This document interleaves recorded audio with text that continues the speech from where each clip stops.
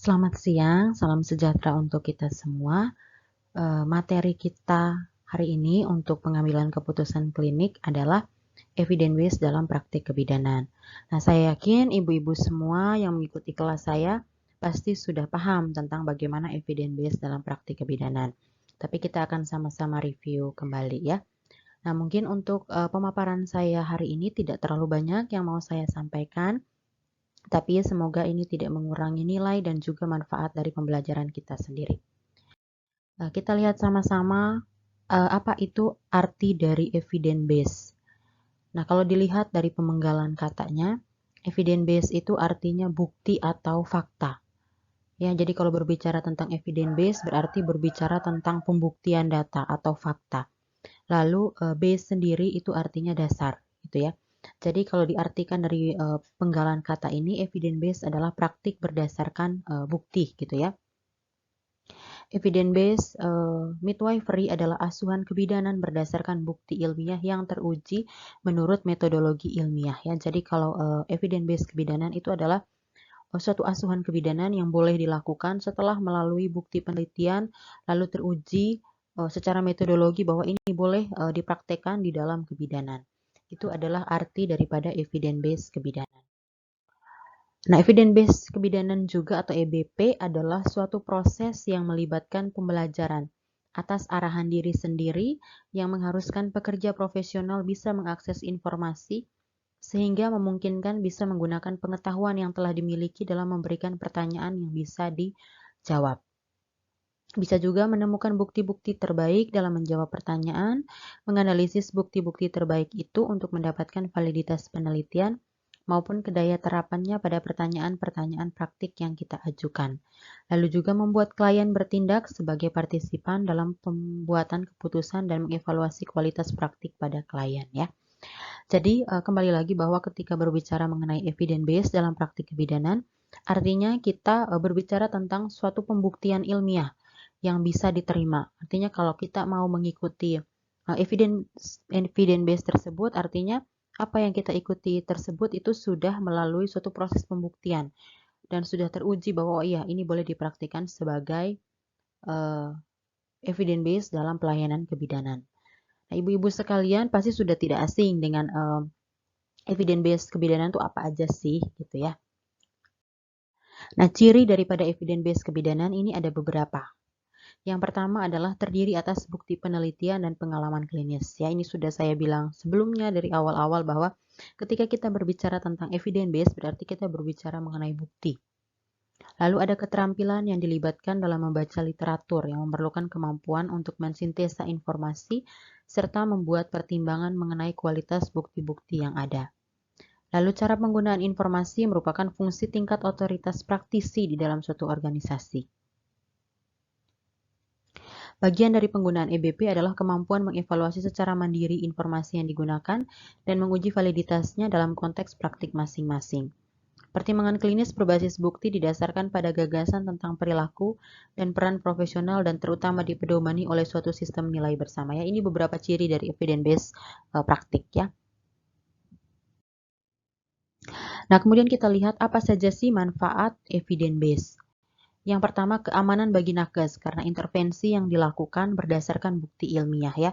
Jadi kembali lagi karena ini merupakan sesuatu yang didasari oleh penelitian terlebih dahulu sudah dibuktikan bahwa ketika tenaga kesehatan melakukan evidence base tersebut itu aman gitu ya. Jadi dipercaya bahwa sesuatu yang sudah dibuktikan secara ilmiah dan menjadi evidence base kebidanan ketika itu diterapkan oleh tenaga kesehatan itu tidak akan membahayakan baik bagi tenaga kesehatannya maupun bagi klien. Lalu yang kedua adalah meningkatkan kompetensi atau kognitif ya. Jadi ketika kita tahu gitu ya mengenai apa saja sih evidence base dalam kebidanan, apa saja sih yang terbaru gitu ya dalam kebidanan. Itu meningkatkan pengetahuan kita gitu ya, menambah semakin banyak pengetahuan tentang kebidanan yang bisa kita terapkan kepada pasien. Lalu yang selanjutnya adalah memenuhi tuntutan dan kewajiban sebagai profesional dalam memberikan asuhan yang bermutu.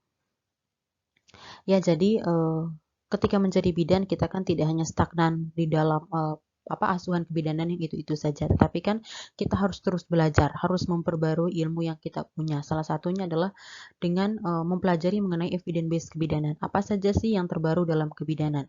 Sehingga ketika kita tahu lebih banyak tentang hal-hal yang terbaru dalam kebidanan, kita bisa mempraktekkan itu kepada pasien.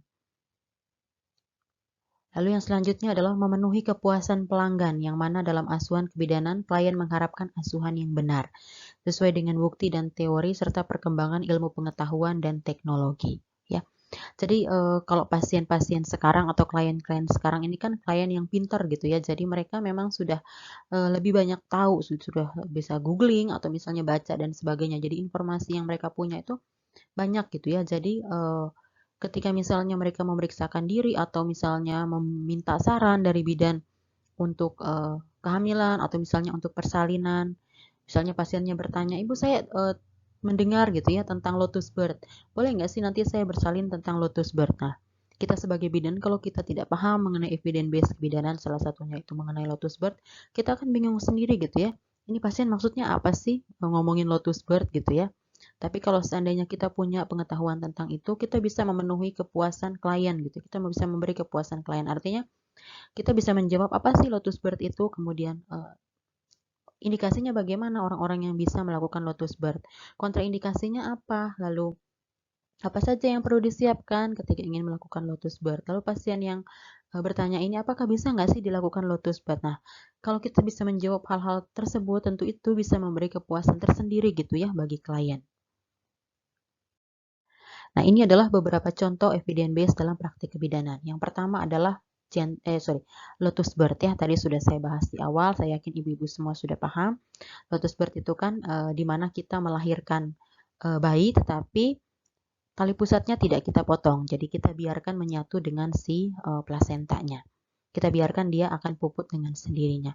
Lalu yang kedua adalah gentle birth. Nah, gentle birth ini kan merupakan suatu pelayanan di mana kita berusaha seminimal mungkin untuk memberikan kenyamanan kepada ibu, gitu ya, dengan menggunakan alat-alat persalinan yang seminimal mungkin. Artinya kita berusaha untuk memberikan kepada ibu bahwa persalinan itu adalah sesuatu yang alamiah.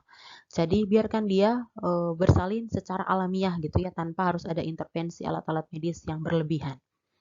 Lalu yang ketiga adalah water birth. Nah, water birth ini kan prinsip di mana ibu-ibu yang mau bersalin ini bisa bersalin di dalam air hangat gitu ya. Ada kolam, ya seperti kolam yang disiapkan dan berisi air hangat. Fungsinya agar ibunya lebih rileks gitu ya ketika bersalin. Nah, ini adalah beberapa contoh evidence based dalam praktik kebidanan. Saya yakin masih banyak contoh mengenai evidence based dalam praktik kebidanan. Tetapi ini tiga ini saya rasa sudah cukup untuk memberikan kita sedikit pengetahuan ya mengenai contoh-contoh evidence based dalam praktek kebidanan. Nah, itu saja materinya untuk hari ini, sangat singkat, tetapi kembali lagi seperti yang saya tekankan di awal bahwa semoga ini tidak mengurangi nilai dan manfaat dari pembelajaran kita hari ini. Semoga apa yang sudah kita pelajari hari ini bermanfaat, semoga bisa diingat oleh ibu-ibu sekalian dan bisa diterapkan di dalam praktik kepada pasien. Terima kasih dan selamat siang.